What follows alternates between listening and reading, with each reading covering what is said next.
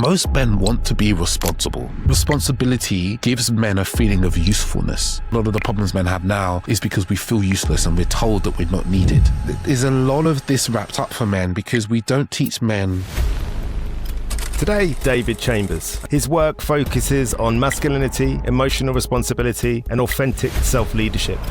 And then there's a second problem. We do not teach men and boys that their character is important. We teach them. It's easy to fall into inauthenticity when you are trying to push an outcome or a desired outcome. For instance, it's very easy to be like, oh, well, I want this person to like me and this person's really important. And suddenly I start wanting to play up to who I think they want me to be. And in fact, what we've done is rejected ourselves.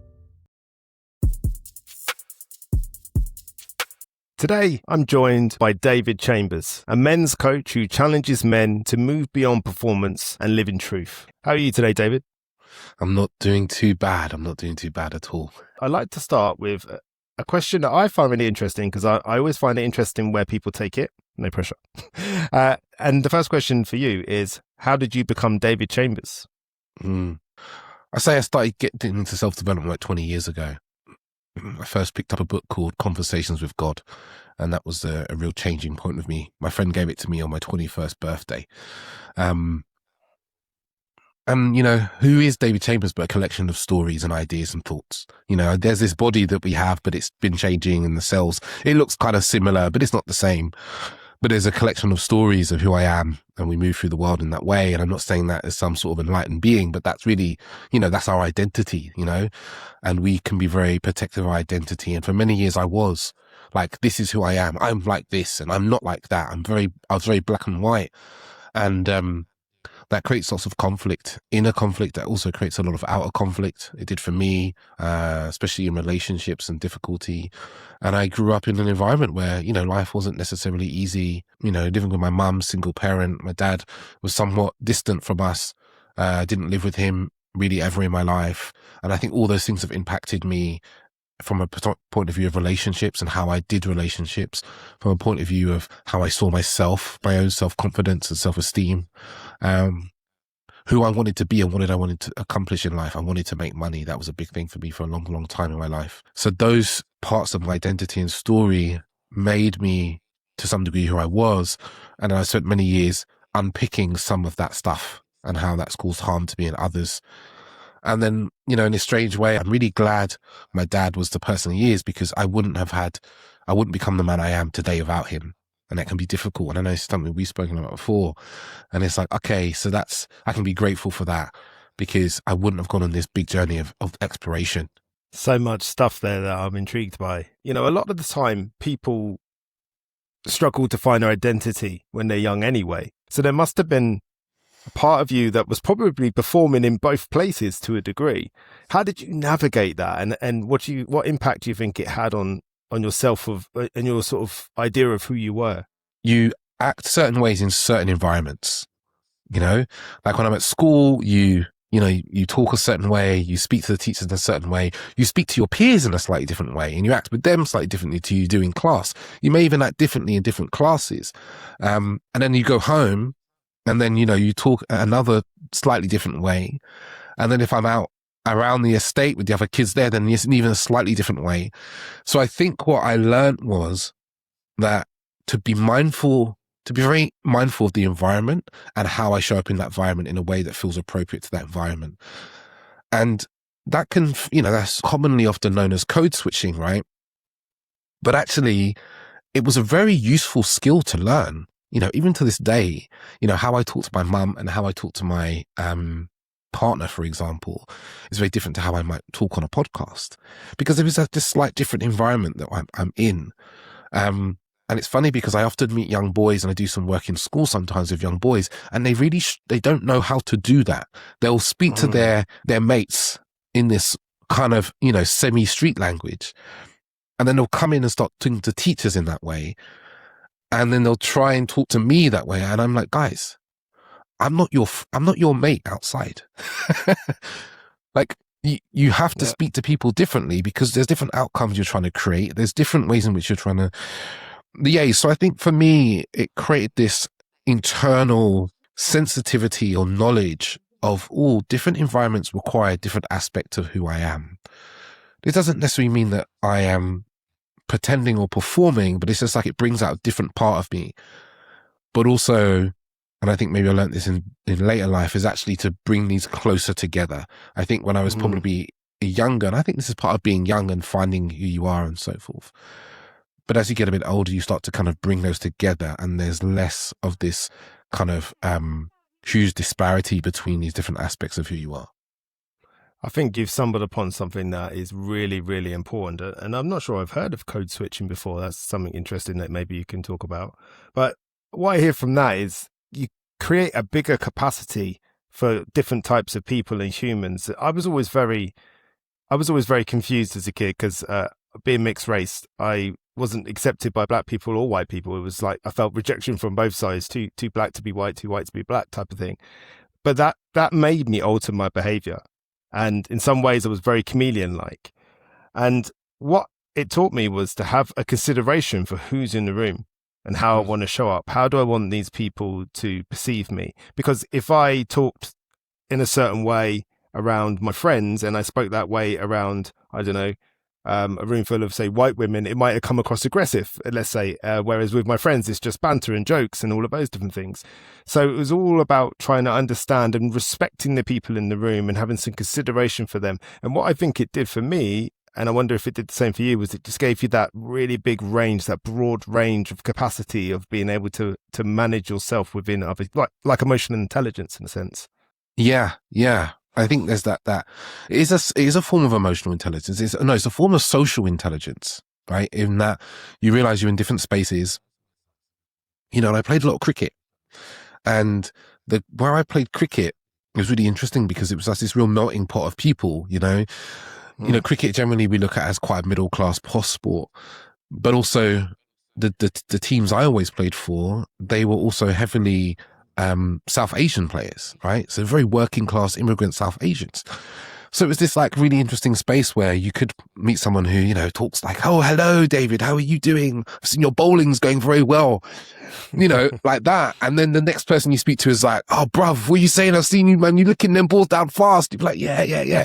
And you would move between those in the moment, right? And I think that for me, it just kind of gave this social awareness. It's like, oh, we do conversate with people differently. How do I want to be? There's an element of how do I want to be perceived, but I guess there's also like, how do I want to communicate to this person? What is the best way to communicate to this person to be heard, understood, listened to, and I keep saying get the outcome I want, because there's not always an outcome. Sometimes the outcome is just connecting, friendship, laugh, jokes, and so forth. And you can, at times you might start off in a way that might seem a bit more formal, and as you get to know someone, who they are and where they're from, you start to just shift a little bit of the conversation and what you talk about and what you don't talk about.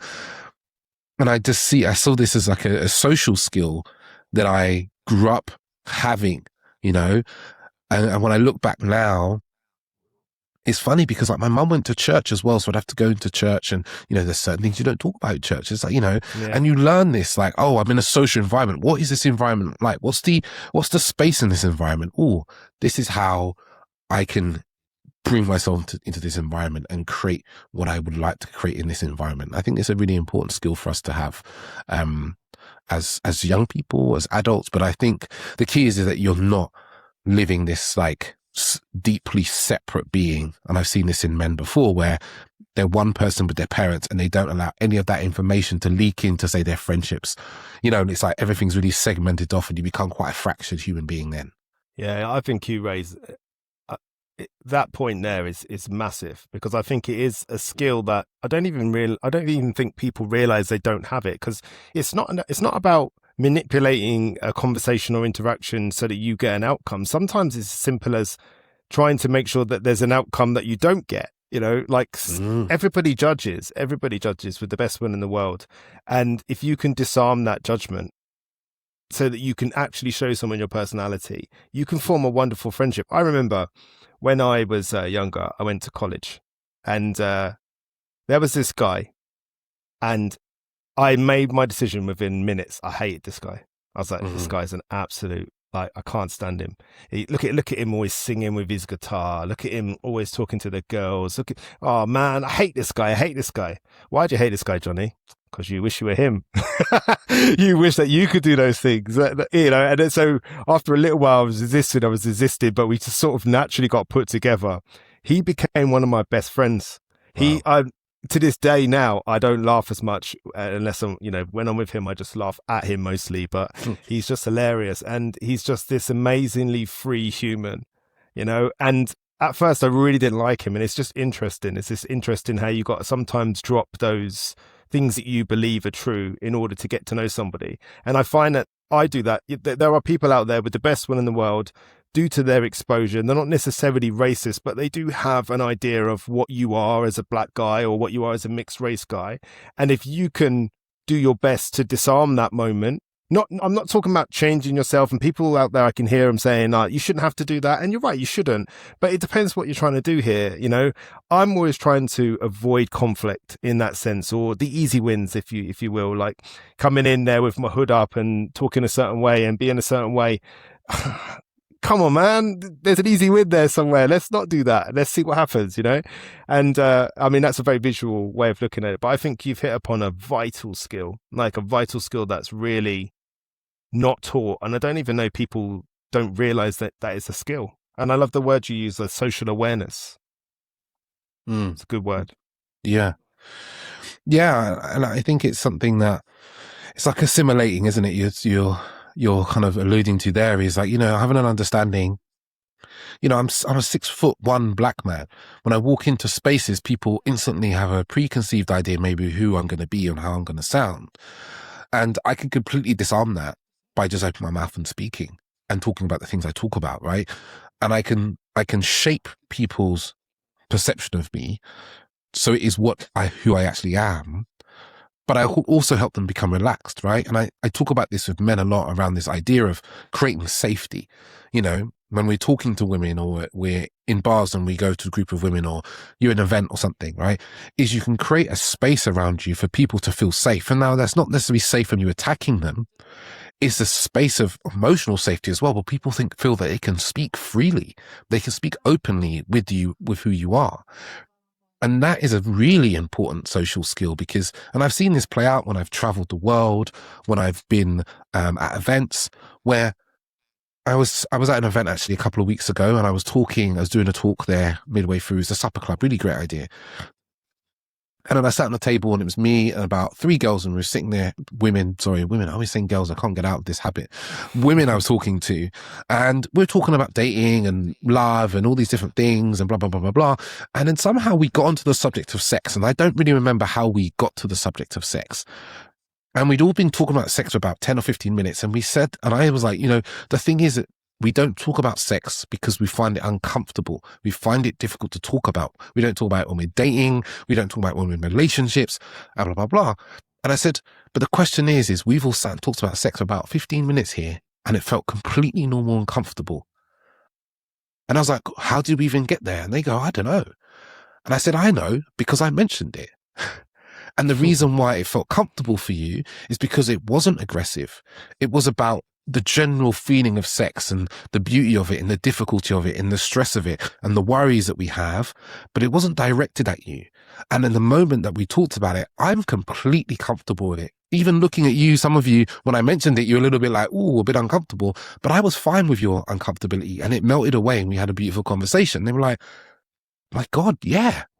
And I said, and I didn't say this at the time, but that is a way we can create safety. We can create safety as humans, as men, for people to be able to talk about subjects free from judgment, right? If we can hold the space, the energetic space, to hold the conversation and be with the conversation and allow everyone to kind of chip in with their little bits without the fear of judgment. Sometimes that comes from our own kind of initial authenticity or revealing or vulnerability. And then people can relax into that space and feel safe to open up and be themselves. So this kind of social awareness is not just about how we want to be perceived and how and so forth. It's also can be, I call it like a gift. You can package up as a little gift for people around you that they can feel comfortable and open to be themselves around you. And that's an incredibly intoxicating feeling. People love to be around people who help them feel comfortable. You know, Yeah. it's so important. You know, it's why when we meet that person at a networking event or some other dinner or whatever, who feels uncomfortable in their skin, right? We want to run away from them because we are reminded, we feel their discomfort and we don't want to be near it. We want to get away from it. Yeah. Whereas the people who make people feel comfortable are the people that people gravitate towards. Yeah. I think it's about being considerate about what you don't know about people. You know, just, you never know what people have been through, what experiences they've had. And it's very easy to go, oh, because they did this, that must mean that. It doesn't always mean that. It doesn't always mean that. My wife's really good. When we go to networking events, she'll look out for the person almost that looks uncomfortable and go over and speak to them, you know, and make them feel more comfortable.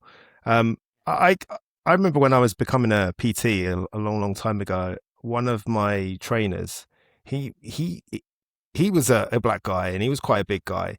And he was used to really home in, like when you're, as a man, when you're working with women, don't stand here, don't say this, don't put your hand like that. And it was so good like that. And it's always stuck with me.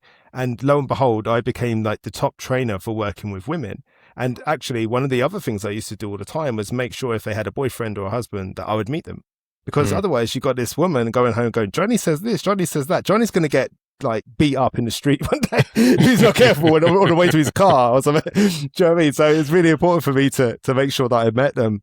But it's, again, like you say, it's about making people feel safe, getting past all of these preconceived ideas so that people can actually get to know each other. Because otherwise, you, like you say, it's really easy to make assumptions about people based on your life experience, and you don't know what someone's life experience is. So I love the way you put that. Next question. You teach men to live authentically. Where do you see men performing authenticity instead of actually living it? And how do you personally catch yourself when that shows up? When I see men performing authenticity, and how do I catch myself? I'll start with myself first. You know, when you are you're creating content, I create podcasts, all sorts, right? You're often finding yourself second guessing. I find this happens to me a lot. Like, can I say this? Like, is this okay for me to say? You know, like me and my partner often talk. She's also a coach, so we can have some very honest conversations. There's a lot of conversations that never leave our front room about certain topics. Because I'll be like, you know, can I say that online? Am I going to get cancelled for saying that? Am I going to get a huge backlash? And I think that's my ongoing battle with authenticity. Is like, okay, is it okay for me to, as a man, is it okay for me to say this thing out in the open, out in the world? You know, and, you know, probably use my partner as quite a sounding board for this, as someone who kind of understands me and is in the similar line of work. I think where it's easy to fall into inauthenticity is when you are trying to push an outcome or desired outcome in certain environments. So say, for instance, you meet some people and you're like, oh, these people are big in the industry. I want them to like me. And it's very easy to fall into an inauthentic way of being. You know, we were at that men's work summit, for instance, and it's a really prime example of where that could happen. You're in this room with all these amazing men who are doing great men's work all around the UK and around the world. It's very easy to be like, oh, well, I want this person to like me and this person's really important. And suddenly I start wanting to play up to who I think they want me to be. And that's something that I have to be mindful of. But I also see something with men is that we start deciding we have to be someone to somebody for them to like us. We have to then start dumbing down parts of our personality, removing the things about us that maybe we don't like or we don't think they're going to like. And we are left with this, what we think is this polished version of us, but often is this really bland and boring version of us. That we want people to go, oh, well, these are all the good things about me. Please, you know, like me as I am. And what I see time and time again is this happens unconsciously a lot for us, right? We fear judgment, as you mentioned before. We fear rejection, and all these things will cause us to like leave out. Oh, I can't talk about that thing. I can't talk about the fact that, I used to do these sorts of things, or I can't talk about the fact that like my business isn't doing well because they'll think this and they won't want to know me. And then we remove all these aspects of us that actually make us uniquely us. And we present this kind of polished pearl, should we say, to somebody, and hoping that they're going to like us, hoping that they're going to desire us, hoping they're going to want to talk to us. And in fact, what we've done is rejected ourselves. We've rejected who we are. And then if the person likes the pearl, the problem we then have is that we have to keep projecting those aspects of us in their company so they continue to like us. This can happen to men in relationship, in jobs, with friendships as well. Then that pearl has to exist and keep existing for us to, be liked. And then there's a second problem is if that person rejects the pearl that we hand them, we feel this experience of rejection, but it actually feels, often I see of men, it feels worse because they've rejected themselves. They haven't really shown who they are. And then they've been quote unquote rejected by this person. And they're doing this double rejection of the rejection they did to themselves and rejection they got from the other person.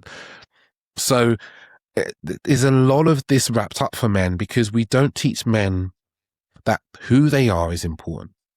We do not teach men and boys that their character is important. We teach them their production is important. And we might not teach them men this directly, but we keep doing it when we see anything in news or media where we're talking about this man is this man's making this much money, this man is doing this in sport, which makes him important, which makes him meaningful, which makes him worthy of our attention.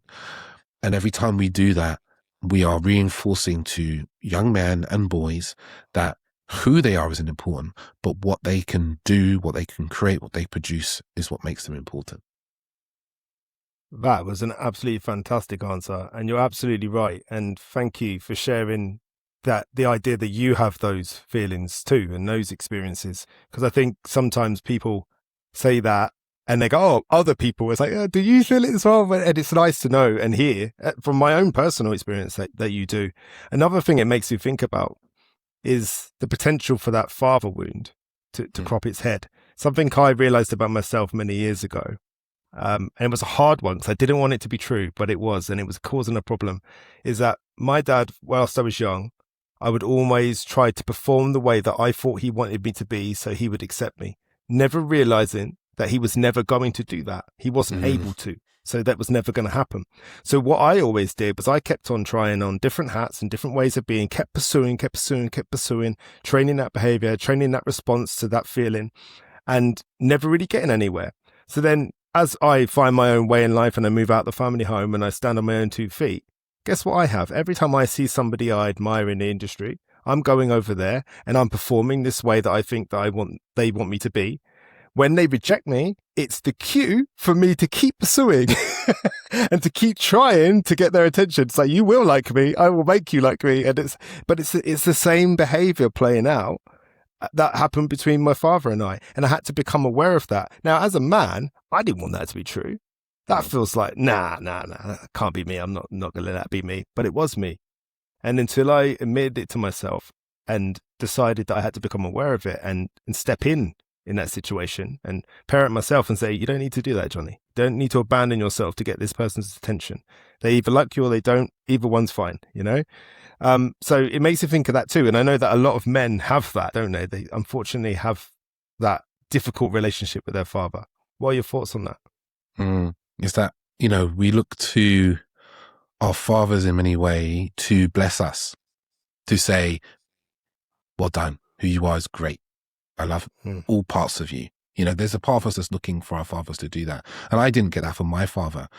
And I went a slightly different direction, is that I was just like, well, nothing I do will make you happy, so I can't bother to do anything for you. And it's interesting because then I see myself, when I see elders, I almost do what I've done to my dad with elders, which is I go, you're not really going to live up to what I think you're going to be. So I'm just going to look for the ways in which you're going to let me down before you let me down. And I'm not going to get too close to you. I'm going to keep your arms left because I don't know if I really know how to connect with you in a way. And it is something that I've really noticed as well. Like I look around my life still now, and think, oh, is there any men who are like older than me that I would regard as elders that I have as friends or men I can go to? There's maybe a few, but not maybe as many as I'd like, if I'm brutally honest. So I think we play out these wounds, these mother wounds, these father wounds out into the world around us continually. You know, for a lot of men, was a lack of self-esteem or poor inner talk, poor self-talk that we have, which is often directly related to the father wound. Also, even emotional regulation is directly related to our relationship with our fathers. And then we play that out in our lives, you know. You know, we might go to work and we're really looking for our bosses to approve of us, to give us that confidence, to give us that blessing that we never had, you know. And we just keep trying and we find different ways to do it, to make it happen. And we're always striving because we're kind of replacing the love that we wanted to have as young men, as young boys, with the either money or the success that we get through work, or the admiration we get from someone at work. You know, we're trying to substitute the thing that we really desire with something that's more readily available to us, so it can really play out in a man's life. And, you know, I meet a lot of kind of high performing, high achieving men, you know, CEOs, C-suite people who I work with, and they're in this hamster wheel of just wanting to be approved of. They're wanting to be felt that they're good enough through their work, because it's the only place that they can feel it, you know, often because they don't feel it in their relationships with their partners. So they double down on the work, much to the dismay of their relationships and even their children. But I think as men, we really do play out these wounds, you know, the mother wound of desiring nurture that usually often ends up in the relational space, you know.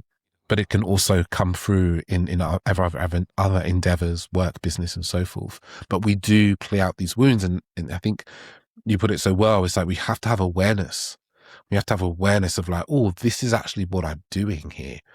Because if we don't have awareness, we'll just continue doing it and think that it's like, it's something else. You know, I think it's it Carl Jung that said, I'm going to butcher this quote because I always get it slightly wrong, is, you know, until we make the unconscious conscious, we'll just keep playing out our patterns and we'll call it fate, you know. And that's what many people are doing. We're like, fate, I just keep meeting these same sort of people in my relationships and they treat me this way. And God, these people, I wish, you know, there must be all the people here. There must be all the men or all the women. And actually what we don't look is like, well, why do I keep picking them? Why do I keep choosing people who are like this? You know, a good question I often ask my clients when I first work with them is, in what ways, you know, I work with men predominantly, so in what ways does this woman remind you of your mother? And I tell you, that's an interesting moment. It is, because sometimes they're like, nothing like my mother. And I'm like, okay, I didn't ask that question. I asked, in what ways are they? Or what ways are the dynamic you have? And then we get into it. Oh, we get into big shouting matches sometimes. Me and my mother used to do that a lot. Oh, interesting. Right, keep going. Because we are attracted to, and it's not just mothers, it can be also we play out our father relationships, but we're attracted to what's familiar. Because I think we're like little video games. We want to win, we want to get through the boss, you know? We want to get to the end of the level, beat the boss and move to the next level. And part of doing that is that we have to find ourselves in the same situations, the same familiar situations, and we have to make a different decision. We have to make a different choice. And sometimes we have to make multiple different choices. But I think there's something in our psyche that says, okay, you know, my mother was, you know, a bit enmeshing. Okay, I'm going to keep meeting women I find myself enmeshed with. I need to put boundaries in place. I need to say, hey, no, actually, like, I need a bit of space and time to myself, or, hey, I need this, I need that. And then we graduate to the next level of kind of awareness and consciousness, and we expand and we're able to have a new type of relationship. But too often what people do is they just blame the people they meet and say, oh, it's not me. It's the world. It's everybody else. It's dating. It's relationships. And hey, I did that. I did that for relationships myself. I was like, relationships never work. It's not me. Relationships just don't work. I have all this evidence for it. Friends, family, TV, blah, blah, blah. But I didn't look at myself. And this one, I looked at myself, that things started to really shift. Yeah, and I think a massive point you make there, and the point really of awareness is to give yourself back choice, is to have that moment where you go, okay, I'm doing this. Do I want to be doing this? Is this what I want to do, or am I going to do something else? And then you can practice giving yourself different options within that situation. and making different choices and start to move towards the things you want instead of the things that you always get that make you feel comfortable. And as humans, let's face it, let's be kind to ourselves. We're always going to gravitate towards comfort over discomfort. It makes perfect sense.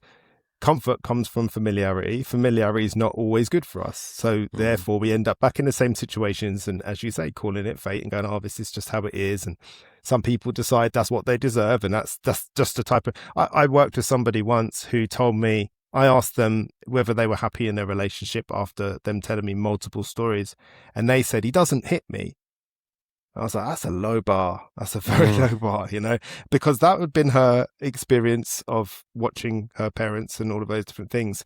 And we had to work hard on that, because it was just a difficult moment when somebody says that. It's like, damn, okay, they don't hit you. That's a good thing. But that's not really a cracking measure, is it? Not really. No.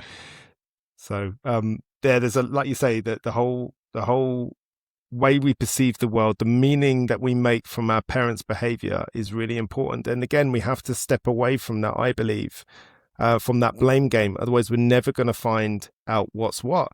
One of the greatest gifts I gave myself was to step out of blame and into impact. Okay.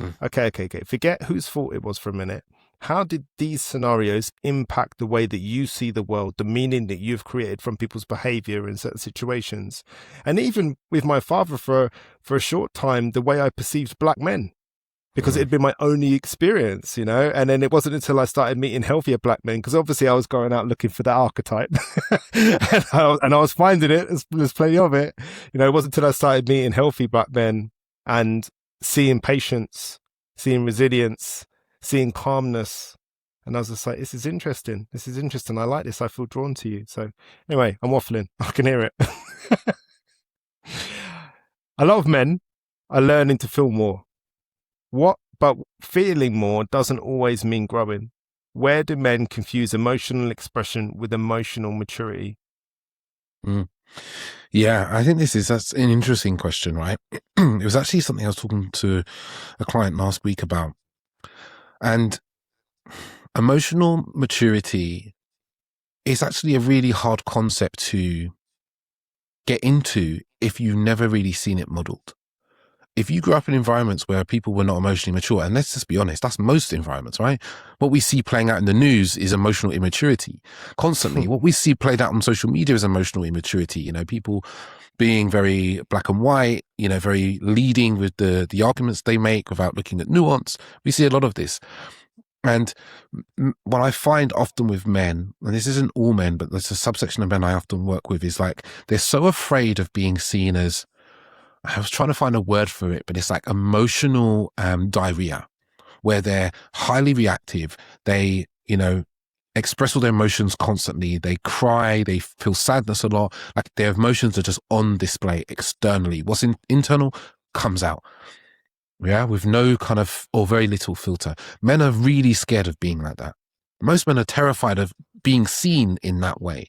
So what we do is go, well, that's bad, quote unquote, that's bad. So we go the other way and we go into kind of emotional repression, emotional suppression.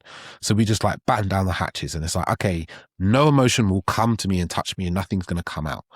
Now, that's not emotional maturity either, right? And this is the thing, and that's also the two opposite ends of the same spectrum. So that's one type of man. Then I see another type of man who they lean towards really being more sensitive naturally, right? They're maybe not as well emotionally contained as they would like to be. If something happens, if their partner says something, they really struggle with not being defensive, not counterattacking, or not taking it personally, not becoming super anxious about the meaning and needing to resolve that anxiety, that tension in them. They struggle to sit with the discomfort of their own emotions, right? So those sorts of men, I say this often to my partner also, the world doesn't view a man who's anxious very well. We view men who display anxiety. We kind of label it as weakness. And I think it's kind of harsh. It's very harsh, right? To label it as weakness. A man who feels unsure, who's second guessing of himself, who's expressing what he's feeling, stuff like that. So emotional expression doesn't necessarily mean growth, because it could just mean that instead of having any sort of filter, containment, on maturity, you just, you're reactive to everything. It just comes out unfiltered and can be harmful and damaging to those people around you. And I work with a number of men who, the struggle in their relationship is that their partner will say something like, hey, I'm going to go out with my girlfriends tonight. And suddenly his instant internal feeling is fear, anxiety, worry, whatever it may be. And instead of being able to go, oh, I'm feeling these emotions internally. Oh, that's interesting. What's that about? Kind of very stoic way of looking at emotions, or even describing it to a partner. Oh, you're going out. I want you to have a really good time. And then when she comes home, you talk to her and go, actually, when you said you wanted to go out, I started to feel a bit nervous, a bit anxious, a bit worried. I think the story, maybe there's something there, about my own insecurities or self-esteem or confidence. And maybe there's a story, I thought you might meet a really beautiful, incredible man.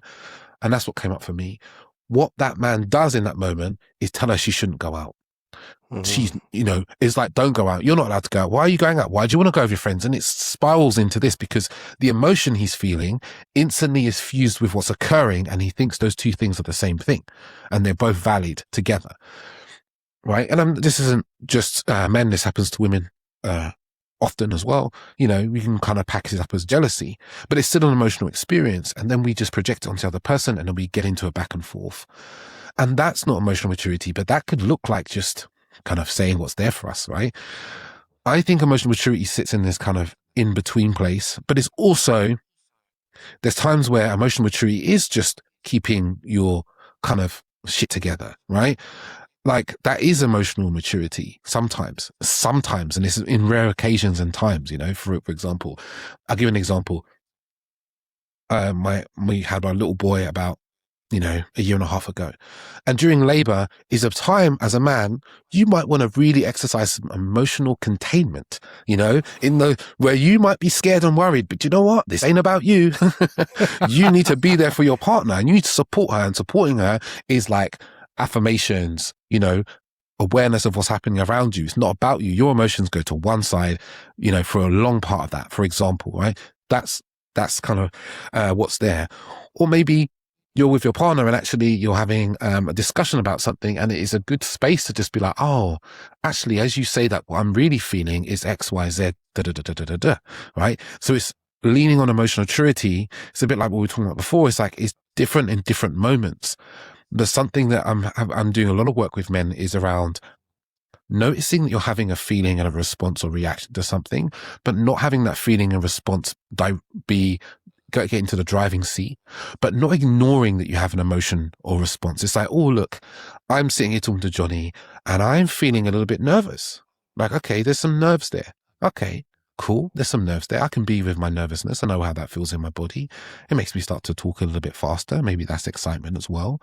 But I'm also going to stay present in this moment with Johnny in this conversation because this is something that's there, and I'm not going to let this feeling overtake everything, but I'm not going to ignore it. I'm not going to pretend it's not there. I'm not going to judge it or whatever, because that becomes a habit. So it's this kind of co-space of being with our emotions, feeling them, noticing them, letting them be present, letting them to some degree give us some information, but not allowing them to constantly be fused with the moment and the meaning of the moment. Like I could make my nervousness mean that I shouldn't be here, that I don't deserve to be here, or that I don't know what I'm talking about. That's very easy for us to do. We give our emotions and often give our emotions a meaning, very erroneous meanings, or we collapse them into the person we're with or so forth. And for me, emotional mastery is, there's a certain level of body mastery, because it's like observing like, oh, I know what that feels like. I know what that emotion of nervousness feels like in my system. Maybe I want to discharge that with a little bit of shaking, or I tap my foot on the floor, or I breathe deeply to let it go while staying in the moment here in this moment. And that can be really useful in, say, conflict situations when you have a partner says something to you, you disagree, you don't like, and you listen, you stay listening. You feel that you have an emotion, but you don't allow that emotion to take over and become your reaction, because all a reaction is you're reenacting something that's happened before. You're not responding to the actual moment as it is, so that you can listen to your partner, understand their perspective, and it might completely dissipate the emotion you're having because your emotion was based on an erroneous assumption you were having. Yeah, it makes me think that emotions are messages, not demands. Quite a lot of the time we feel as if those emotions are demanding a certain behavior, and then we play it out. One example I've got of that, I remember when the first year I went sober was a tough year. It was a tough year for me. What I never considered was how difficult it would be for my partner. And in a heated moment where we were both experiencing challenging emotions, she said to me, "I didn't sign up for Sober Johnny." And I went, "Oh, what? That's really supportive, that." Yeah. And I made it all about me. And I got really annoyed at her and went off on a dog walk. And then this was my first real, like, hang on a minute. Why has that annoyed you? Because actually, that's true. She didn't. And what I realized is, oh, okay, hang on a minute. We're both navigating a very difficult situation together. It's really difficult for me to be this new version of myself and to be sober. It's also really difficult for her. There are many nights where her and I really had some great evenings. Just her, I, log burner, some wine, really good chats, lots of laughter, great music, all of that sort of stuff. They were great nights, and now they're gone. And there's like a grieving process. And I think that for her, especially in that moment, there was this grief of, there's this man walking around who looks like Johnny, talks like Johnny, but it's just not quite him. And that's hard. That's difficult for me. And I think what I'm trying to say is, I think a lot of this conflict can be resolved, firstly, when we look at emotions as messages, not demands. But secondly, when we have some compassion for the other person, to stop a minute and go, okay, I'm annoyed about what you've said. Is that because you intend to annoy me, or is that because I've got a feeling that needs investigating here? And it goes back to what you were saying. And another funny story was when my wife gave birth, I got something similar there, where I was really sick that night when we got the baby home for the first night. And I was really, really sick, and I was really trying to like show up, and I'd not got any sleep and all that sort of thing, nor had Caroline. And the next day the midwife comes over, and my wife, very lovely, says, "Oh, by the way, my husband, he was being really ill. I don't suppose you can just check on him, can you?" And she was like, "Yeah, sure." So they called me upstairs, and I come in, and I said, "Everything all right?" And they said, "Yeah, I just wanted to make sure to take your temperature, do a few checks and all that, and make sure you're okay." And then she turns around to me and my wife and says, "I think he's got exhaustion." I was like, I don't think you need to say that. Shush. I've got exhaustion. So yeah, it's a tricky moment. And speaks to what you were saying. But I mean, that was once again, a beautiful answer, a really beautiful answer. And you're so right. You got anything to add to that? Mm. Yeah, I think emotional maturity is like having range. Like being able to meet the moment and what the moment needs. I think too often what we do as men is that we have one hammer, we have one emotional hammer, right? And that emotional hammer is suppression and numbing, or it is just reactivity, and we go everywhere with that one hammer. Oh, the kids are crying. We pull out our hammer, like our partner is asking for something. We pull out that hammer. And the problem is we need a bigger toolkit, right? For the moment, so we can meet the moment with awareness of like, oh, the kids are crying, right? What's going on here? What's needed from me? Because maybe it's just nothing. Maybe it's just to like go, kids, they cry. Cool. Maybe it's to create some playfulness, some fun. Maybe it's just to go away for 5 minutes and, take some breaths. But we need a bigger toolkit, right? Because otherwise, when we just use the same hammer again and again, it creates difficulty, conflict, disturbances in our lives. But it also, I think, it has an impact on our mental health, because we know, part of us knows we're not responding in the way that we want to, and we don't know how to. We don't have the skills to do so. So I think it's like expanding our kind of emotional range, capacity, ability, so that we can meet the moments as we would like to, as we'd really love to. Yeah, it's like that emotional translation. I liken it to like learning a new language. When you're learning a new language, you're gonna say things wrong, and people are gonna laugh at you and go, "Actually, what you just said is you want to have sex with a cow." It's like, "Oh, whoa, I didn't mean to say that." I didn't even say that. That's not what I meant. It's like, yeah. And there's going to be lots of negotiation and working it out. But this is how it looks when you're stepping into new territory. My wife and I have known each other for 25 years and been married for 20. And we have the best relationship in the world. But that didn't just come from being really nice to each other all the time. We've had some big arguments and we've had some big disagreements and some tough times that we have had to navigate. And we did it in a really messy way. And I said things I didn't quite mean because I didn't know how to say it. But eventually I worked it out. She was willing to let me do that. I was willing to let her do that. There was a lot of it. And it's like, again, living in this world where we're Instagram and people are telling you how to say things and how you should say things, I think it moves us away from just knowing first and foremost that we love this person. That's important, because a lot of the time, sometimes we don't behave like we love this person. Some of the things we're saying and doing, it's like, you remember you love this person, right? like you actually want to see them happy and you care about them. Remember that. It's not about winning. It's about understanding and resolving and do all those things. So I think it is about letting it be messy, right? A little bit. And when I say messy, I don't mean like reckless. I just mean that I don't have the right words, perhaps. And sometimes it's worth setting that up, saying, listen, I don't have the right words, but let me just tell you, I really want to resolve this. And if I say something that offends you, that's not my intention. I'm just trying to find the right language. And that's all right. That's okay to do that. We're not expected to know everything. Some people never been in a relationship before. I mean, if I found myself single now, it'd be savage. I wouldn't know what to do.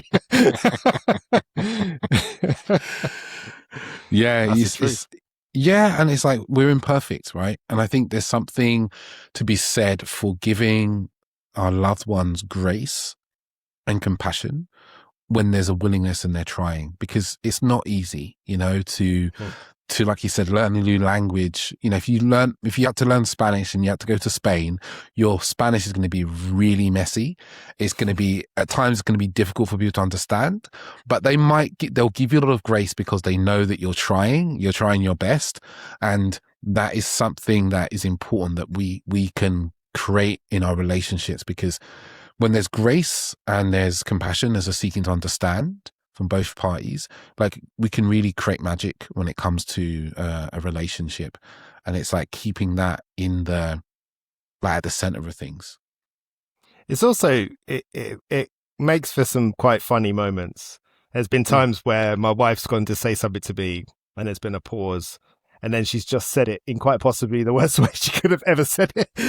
And I just laugh. I'm just like, wow, is that what you're saying? Is it? And she's like, no. And I'm like, okay, look. And I can see, like you say, the effort, and I can laugh at like how she obviously sat and thought for a minute and then just said something really awful anyway. Yeah. And it's funny. It's funny because you know that person, and really and honestly, if you're in a relationship and you're trying to hurt the other person, then maybe there's a bigger problem, So we do that all the time, me and my wife.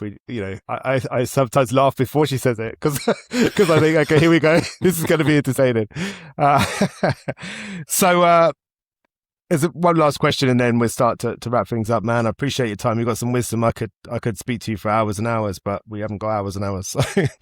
But if a man wants to grow but refuses to let go of their identity that keeps them safe, what's the hard truth you believe a coach has a responsibility to tell him? I think the hard truth is to show him the impact and the continuing impact of holding on to that aspect, that part of him will have in his life. And you don't necessarily have to tell him. It might be faster. Sometimes you just be like, okay, so if you continue down this path, what's this going to look like? What's your relationship going to look like? Tell me. No, don't just gloss over. It's not going to be great. I want you to give me detail. Give me a detailed lay of the land of what your life's going to be like. What's your work going to be like? How's your relationship with your kids going to be? How are you going to feel about yourself? How are you going to feel about your body? Because what I notice with men is men change often, not always, but most of the time through pain. They have to. There's this, and I've seen it in the saddest ways. And when I say the saddest ways, it's more where a woman has been asking a man to change and do some work for years. And he only starts to change because she's left him. Or she's like, I'm leaving for 2 weeks, and then I'm going to come back, and if nothing's changed, then I'm leaving for good. And the reason why I say to have him feel the pain before that point is because the amount of resentment that can build up in those 3 years sometimes makes it impossible for that relationship to be salvaged. The number of times I've had this situation, man comes to me, brink of divorce, and I speak to him, I listen to him, and I'm like, okay, this is what we're going to start putting into place. It's too late. You have drained her resources. You have drained her ability to be graceful with you. And it happens the other way around as well, but I usually work with men. And so it's like he has to see the pain that's going to cause if he stays the way he is. And sometimes it won't be enough. Sometimes as a coach, I've seen it. It's not been enough. He's seen it. He's like, I've had him write it out. You know, he could see what it's going to be like. And it doesn't change because often the fear of changing is greater than the pain of to change. So if the fear of change is greater than the kind of pain of change, we get stuck because we're like, I'm too afraid to do anything different. The pain's not enough for me to push me. But if the pain gets above the kind of fear, then suddenly it's like, oh God, this is so painful. The fear becomes irrelevant, and when we start to get into action, as can sometimes the pain of loss of what we're going to lose. But I find too often as men, we don't realize what we're going to lose until it's slipping from our grasp. And that is partly, I think, down to the way that we could be very material with the world and maybe a bit less emotionally connected to things, like, you know, the ability to kind of think of a future and a painful future and feel it and actually feel that painful future and be like, wow, I don't want that. Whereas what we too often do is we're disconnected emotionally. So we're like, oh yeah, I don't want that future, but we don't feel the immediate pain of it. Like, oh my God, I don't want that to be now, because we've disconnected from so much of our feelings and emotions to move through the world. So I think the key is the man has to experience that pain in some way now for him to start to see whether that is his life, the impact it's going to have on his children, the impact it's going to have on his partner, his business, whatever it is, but to see how holding on to this part of him, these ideas he's holding on to, will lead him astray from what he desires, or will create pain for him and people that he loves. Another complication that I've seen step into that is when men do attach to their emotions, somehow, some way, we end up at anger. And what I see happen is we have these very powerful primary emotions, these emotions about events.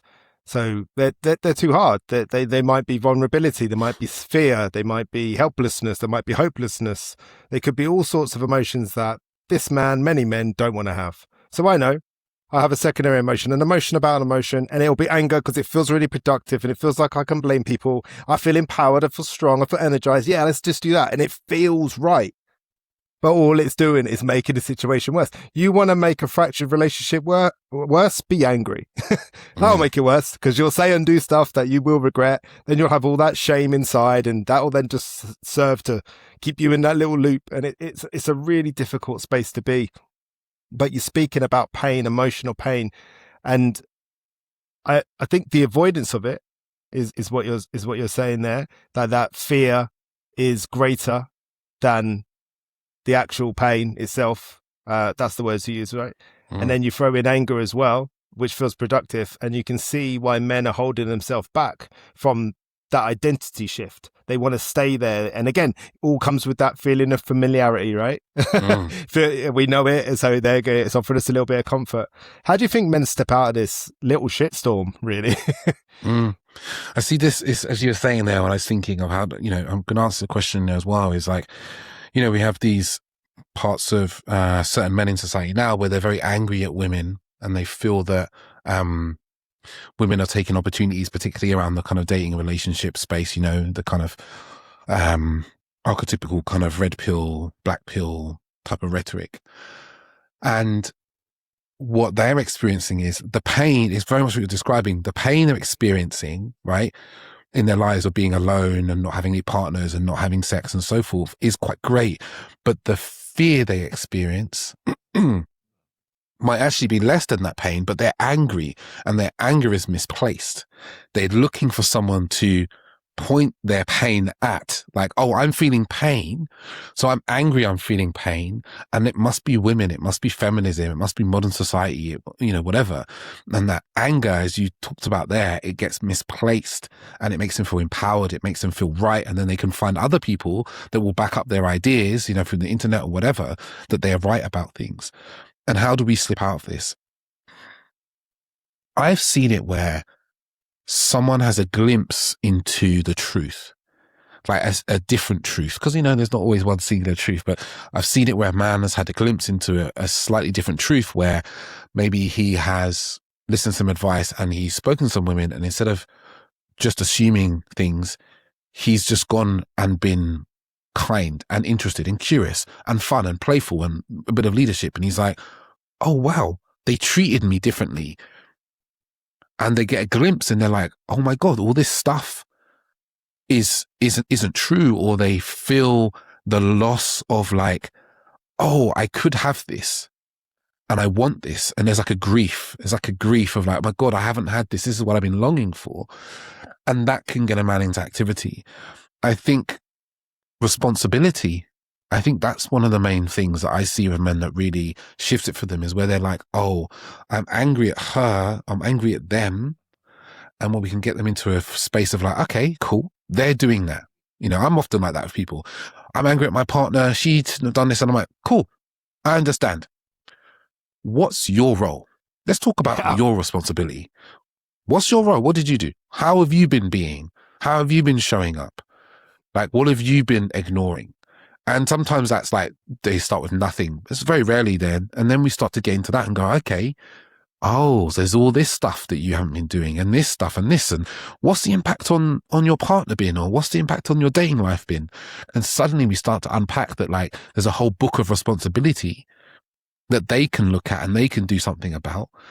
And what I find is, if you can then challenge them to do something, to show up differently, to practice something that makes a difference, that makes some changes that they see makes a difference in their lives, then suddenly they're on board. They're on board because I think most men want to be responsible. I think responsibility gives men a feeling of usefulness, especially if you're responsible to somebody else. And I think men want to be useful. I think a lot of the problems men have now is because we feel useless and we're told that we're not needed, right? Maybe not in those direct words, but we experience feeling unnecessary and unneeded. I think men want to feel responsible. So if a man feels responsible in his life, that he can enact change, then he feels empowered, and he's empowered to keep taking action to create that change. So that's definitely a loop that I see that kind of makes a difference. The problem is if people are apathetic and they don't believe they can change things, they're not willing to take the energy and effort, and they just want to resort to blame. And that sometimes does occur. It's a kind of laziness. It's easier to blame others and be angry than take responsibility. But I find with many men that I've worked with is that once they see there's some responsibility in actions they can take, and they can start to see a difference that they can make, then they get bought into their own lives again. I think that speaks back to what you said earlier as well. I think that's probably the difference maker when, say, they lose the woman and then all of a sudden they start to put the effort in. It's because it took that for them to let go of the lie that they've made about what's actually going on and actually go, shit, I wasn't. She's been asking me for months to go out on a date and I've just been too busy. She's been texting me all these messages and I've been ignoring them. I'm accountable here. There's some ownership here on my side. I finally see it. Hey, I'm ready. No, I'm done. I gave you like 2-3 years. I've been trying to get you to listen to me and understand me. Yeah, but I'm ready now. Yeah, but I'm done. I've given you. Do you not hear what I'm saying? And it's like, here we are now. It's like when you're finally ready to take ownership, there's nothing to own. It's gone. It's gone. And that's hard, man. That's savage. But it is about recognizing that if you're a man listening now to a scenario that may be similar, maybe you're having problems in your relationship and it's all her fault. Nah, brother. I don't know if I've ever seen it just completely one-sided before, unless it's a domestic violence situation, then that's very different. But I've never seen it like relationships. Like it's that moment I think Jordan Peterson talks about when you're at a dinner party and you go to speak and you catch your wife rolling her eyes. Contempt. It's done, man. Too much resentment has been built up in this relationship. Let's just finish this now. So yeah, that's brilliant. It's beautiful how there's that connection there. That's man, I love the way you explain things. I could listen to it all day. But thank you, as I said, We've been talking for over an hour now, and I'm really grateful for all the wisdom. Just the last question. Is there anything you'd like to pass on to people that could help them with their self-development? We've talked about mother wounds, father wounds. We've talked about self-awareness, social awareness, taking responsibility. I think that's an incredible, that's it.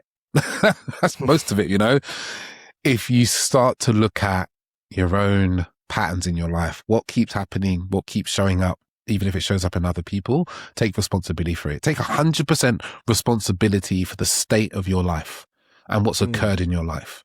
100% was, if you take 100% responsibility for the state of your life and what's occurred in your life, that can be difficult because you might say, like you said, I might have been in an abusive relationship. How were you responsible for that? How were you responsible? Ask yourself that question. Did you stay, right? After the first time they shouted, hit you, abused you, whatever, you stayed. That's your responsibility. That's responsibility. Good. Take it. Because then responsibility gives us power. Blame makes us powerless. So start taking responsibility. And I'm not talking about blame like, oh my God, I stayed, I'm a terrible person, there's something wrong with me. No, I'm not talking about that. I'm talking about responsibility of like, I did that. I can do something different in the future. Yeah.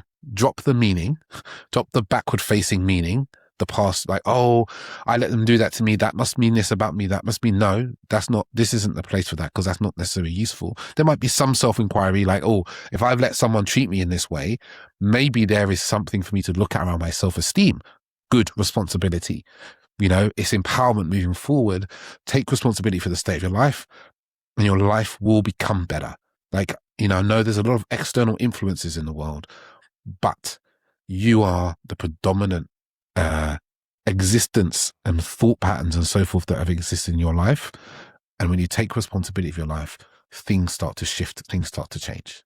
How can people find you? And is there anything that you want to point them to that you're doing? Yeah. How can people find me? You can find me on Instagram. That's probably the best place to find me, at @theauthenticman_.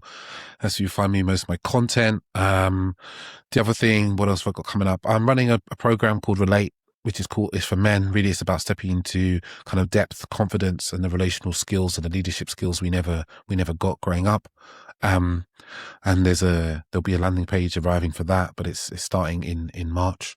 So if you're interested in that, I've got a free workshop that you can probably attend. So yeah, you can find that mostly through Instagram or my website, which is www.theauthenticman.net. There are a lot of people that are coaching. There are a lot of people out there dishing out advice and ways of looking at things. And sometimes I worry about that because there's some stuff I've seen where I get a bit concerned about what people are saying. But let me just say, the way that you put things over, your Instagram is an Instagram account that I genuinely follow. I really enjoy your content. I love the way that you see the world. You ask thought-provoking questions. You challenge people. You're someone out there, not that you need my validation, but you're someone out there doing it right, man. So I'm really happy to have this conversation and I'm glad that we're friends, if I'm honest. Thank you, Johnny, man. Thank you. I really appreciate that. That means a lot to me, coming from you. It's true. It's true. But I just want to say thanks again to David for today's episode, and I'll see you next week for another episode of the Johnny Lawrence podcast.